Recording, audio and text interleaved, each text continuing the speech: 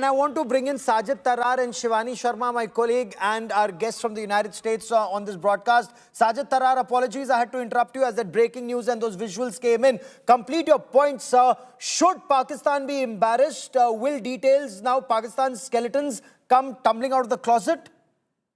Today, I want to say today's word, there is no room for terrorism, or there is no room for this kind of activity in the world. Matter of fact, I witnessed the Bombay massacre, and that day, frankly speaking, I cried myself the way they have butchered innocent people.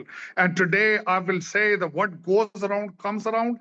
And today, the Rana coming to the India, matter of fact, is a big victory of law and order. It's a big victory for India. And even then, David Headley has to see what he have done to the people, innocent people. There is no room for terrorism in 2025. So, matter of fact, I definitely condemn the act of Bombay massacre. And whatever he has done, he has to suffer it. He has to pay for that. That's what I believe in. No, but tell me this, Pakistan's Foreign Office, and I'm sure you heard the Pakistan Foreign Office spokesperson washing their hands off, saying he's a Canadian national now. He hasn't renewed his Pakistani card for 2 decades. Can Pakistan wash its hands off, or is Pakistan playing a very dangerous game even today, sir? No matter of fact, I think Pakistan has a moral obligation to clarify themselves that they are not involved in it. Because this just saying that he's not a Canadian, he's not a Pakistani citizen, is not sufficient enough. He was born there, or they have to at least prove it that they were not involved in it.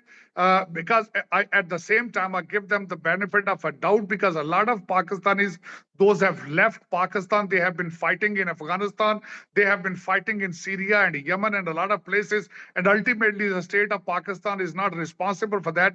But they have to prove, they have to tell them, they have to prove it to the world and India at the same time that they are not involved in it. I'm sorry, sir, you're being naive. Sir, Sajid Tarar, permit me, sir. Pakistan's state was involved, and there is evidence in public domain that implicates Pakistan.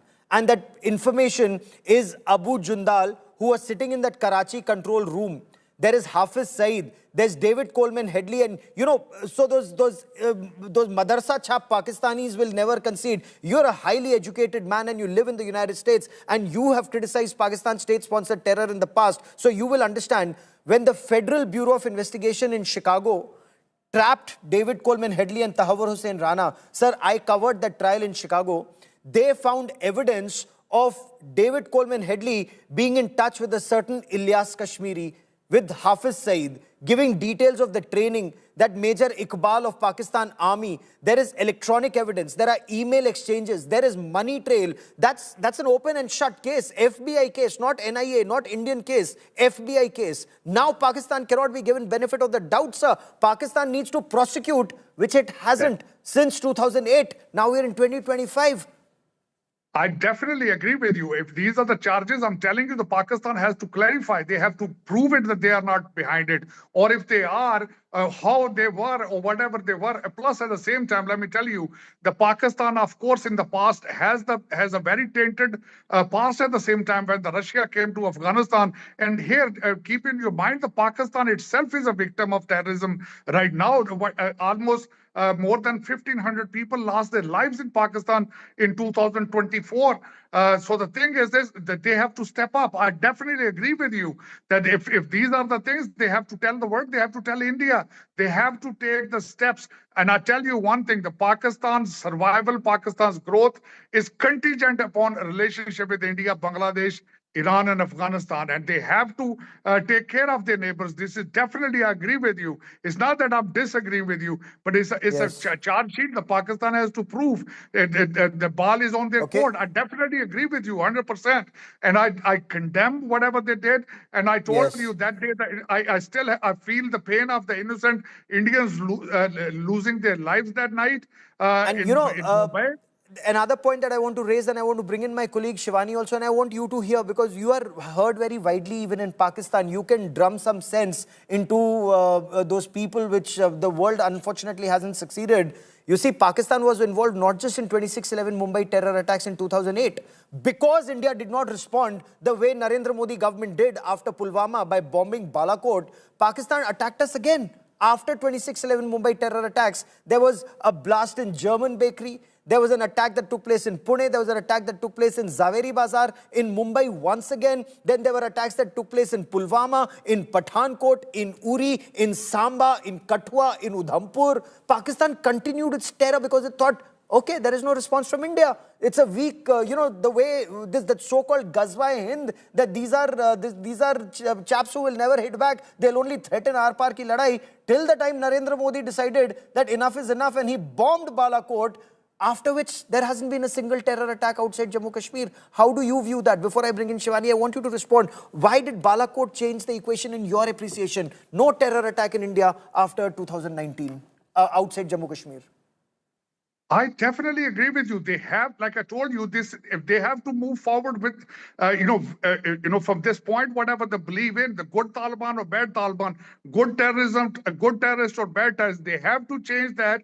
They have to move forward with the neighbors. They have to solve these issues. They have to come with the clean hands. They have to satisfy India and all other neighbors that we are not behind, that we are not promoting it. The ball is in their court. I'm telling you. But the thing is this, a regime has changed there in Pakistan at the same time. And maybe that today's regime is not behind some of the recent attacks, or maybe they are not supporting the recent, or any new activities or something, but they still have to clarify that whatever the plan is, what kind of relationship they want to have with the neighbors. I definitely recommend this to the Pakistan. They have to come clean and they have to make sure that our neighbors are safe, lives are saved, and Pakistan is not, or any other state, matter of fact, frankly speaking, every life on this planet is important, every life. They have to realize that in 2025, there is no room for terrorism.